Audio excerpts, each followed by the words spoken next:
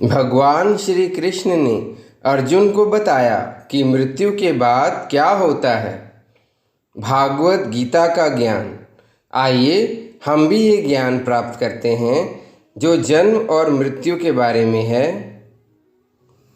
अर्जुन श्री कृष्ण से पूछते हैं कि त्रिलोकीनाथ, मुझे जन्म और मृत्यु के चक्कर के बारे में बताइए।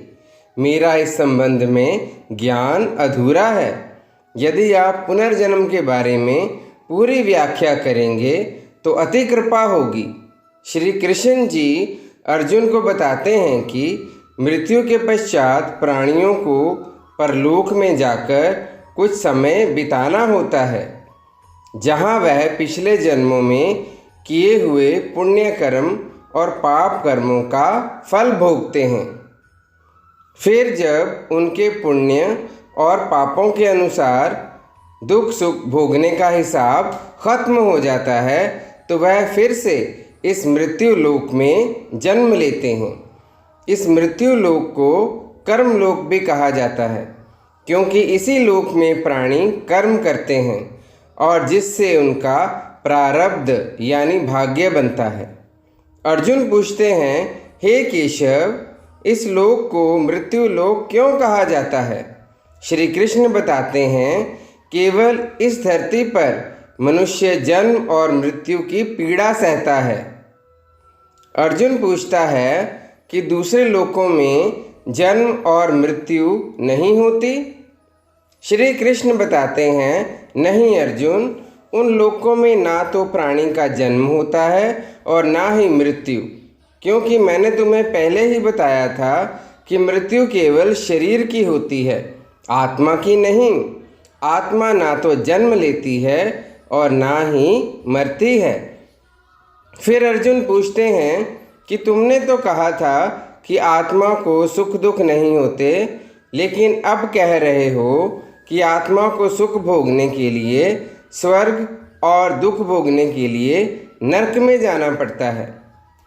श्री कृष्ण बताते हैं कि आत्मा तो अमर और सुख दुख से परे है, क्योंकि आत्मा तो मुझ अविनाशी परमेश्वर का प्रकाश रूप है। हे अर्जुन, मैं माया के अधीन नहीं, बल्कि माया मेरे अधीन है और सुख दुख तो माया की रचना है। इसलिए जब माया मुझे अपने घेरे में नहीं ले सकती, तो माया के रचे हुए सुख और दुख मुझे कैसे प्रभावित कर सकते हैं? सुख दुख तो केवल शरीर के भोग हैं, आत्मा के नहीं। अर्जुन कहता है, हे केशव, तुम मुझे शब्दों के माया जाल में उलझा रहे हो। मान लिया कि सुख दुख केवल शरीर के भोग हैं और आत्मा इससे अलिप्त है। जो शरीर उनको भोगता है वह आगे तो नहीं जाता है, फिर सुख दुख भोगने स्वर्ग कौन जाता है? अर्जुन पूछता है, क्या जीवात्मा जाती है? श्री कृष्ण बताते हैं, हाँ पार्थ, जीवात्मा। देखो, जब किसी की मृत्यु होती है तो उसका अस्थूल शरीर ही मरता है, वह यहीं रह जाता है। इस अस्थूल शरीर के अंदर जो सूक्ष्म शरीर है वह नहीं मरता है। वह सूक्ष्म शरीर आत्मा को अपने साथ लिए दूसरे लोकों को चला जाता है।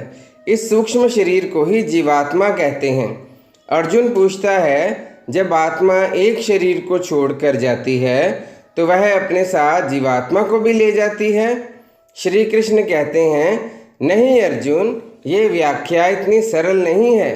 जिस प्रकार समुद्र के अंदर जल की एक बूंद समुद्र से अलग नहीं है, इसी महासागर का एक हिस्सा है, वह बूंद अपने आप सागर से बाहर नहीं आती।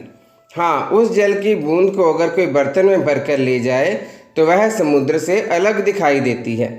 इसी प्रकार सूक्ष्म शरीर रूपी जीवात्मा उसे आत्म ज्योति के टुकड़े को अपने अंदर रखकर अपने साथ ले जाती है। यही जीवात्मा की यात्रा है, एक शरीर से दूसरे शरीर में, एक योनि से दूसरी योनि में विचरती रहती है। इस शरीर में, सुन अर्जुन, एक सूक्ष्म शरीर समाया रे, ज्योति रूप वही सूक्ष्म शरीर तो जीवात्मा कहलाए रे। मृत्यु समय यह जीवात्मा तन को तज कर जाए रे। धन दौलत और सगे संबंधी कोई सांग न आए रे। पाप पुण्य संस्कार वृत्तियाँ ऐसे संग ले जाए रे, जैसे फूल से उसकी खुशबू पवन उड़ा ले जाए रे। संग चले कर्मों का लेखा, जैसे कर्म कमाए रे।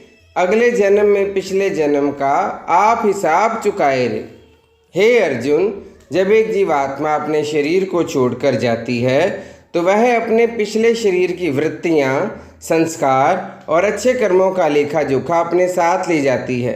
अर्जुन पूछते हैं, हे मधुसूदन, शरीर त्यागने के बाद जीवात्मा कहाँ जाती है? श्री कृष्ण कहते हैं, मृत्यु के बाद मनुष्य को अपने प्रारब्ध के अनुसार अपने पाप और पुण्यों को भोगना पड़ता है।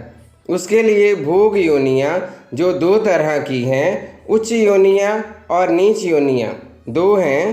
पुण्य वाले मनुष्य की जीवात्मा स्वर्ग में रहकर अपने पुण्य भोगती है और पापी मनुष्य की जीवात्मा नरकों में रहकर अपने पापों को भोगती है। कभी कभी ऐसा भी होता है कि कई प्राणी पृथ्वी लोक पर रहकर ही स्वर्ग और नरक का दुख सुख भोग लेते हैं। अर्जुन पूछता है, इस लोक में वह कैसे? श्री कृष्ण बताते हैं, इसे तुम यूं समझो अर्जुन, जैसे एक संपन्न मनुष्य है, महल में रहता है और उसकी सेवा के लिए हर समय दास दासियां खड़ी हैं और उसका एक इकलौता जवान बेटा है जिसे वह संसार में सबसे अधिक प्रेम करता है और अपने आप को संसार का सबसे भाग्यशाली मनुष्य समझता है। एक दिन उसका जवान बेटा किसी दुर्घटना में मारा जाता है। उस मनुष्य पर दुखों का पहाड़ टूट पड़ता है। उसके पास हर वस्तु होने के बावजूद भी वह दुखी ही रहता है और मरते दम तक अपने पुत्र की पीड़ा से वह मुक्त नहीं हो पाता। पुत्र के जवान होने तक उसने संसार में जो सुख भोगे हैं वह स्वर्ग के सुख के समान थे। पुत्र की मृत्यु के बाद उसने जो दुख भोगे हैं वह नरक से भी बढ़कर थे। अर्जुन पूछते हैं कि हे केशव, अब यह बताओ कि मनुष्य अपने पुण्य कर्मों को किन किन योनियों में और कहाँ भोगता है? श्री कृष्ण बताते हैं कि पुण्यवान मनुष्य अपने पुण्य के द्वारा किन्नर, गंधर्व और देवताओं की योनियां धारण करके स्वर्ग लोक में तब तक रहते हैं जब तक वह पुण्य क्षीण नहीं हो जाते। अर्जुन पूछता है, अर्थात?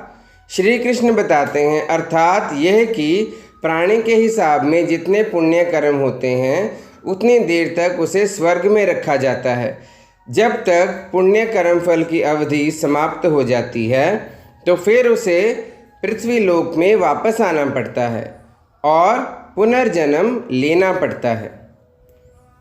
यह योग भ्रष्ट पुण्य कर्म करने वालों के लोगों को प्राप्त होकर और वहाँ बहुत वर्षों तक रहकर और फिर यहाँ शुद्ध श्रीमानों यानी कि धनवानों के घर जन्म लेता है। अर्जुन पूछता है कि स्वर्ग लोक में मनुष्य के पुण्य कर्म क्यों समाप्त हो जाते हैं? वहाँ जब वह देव योनि में होता है तब वह अवश्य ही अच्छे कर्म करता होगा। उसे इन अच्छे कर्मों का पुण्य तो प्राप्त होता होगा। श्री कृष्ण बताते हैं, नहीं अर्जुन, उच्च योनि में देवता बनकर प्राणी जो उच्च कर्म करता है और नीच योनि में जाकर प्राणी जो क्रूर कर्म करता है उन कर्मों का उसे कोई फल नहीं मिलता। अर्जुन पूछता है, क्यों? श्री कृष्ण बताते हैं, यह सब भोग योनियां हैं। वहाँ प्राणी केवल अपने अच्छे बुरे कर्मों का फल भोगता है। इन योनियों में किए हुए कर्मों का पाप और पुण्य उसे नहीं लगता। हे पार्थ, मनुष्य योनि में किए हुए कर्मों का पाप और पुण्य होता है क्योंकि यही एक कर्म योनि है।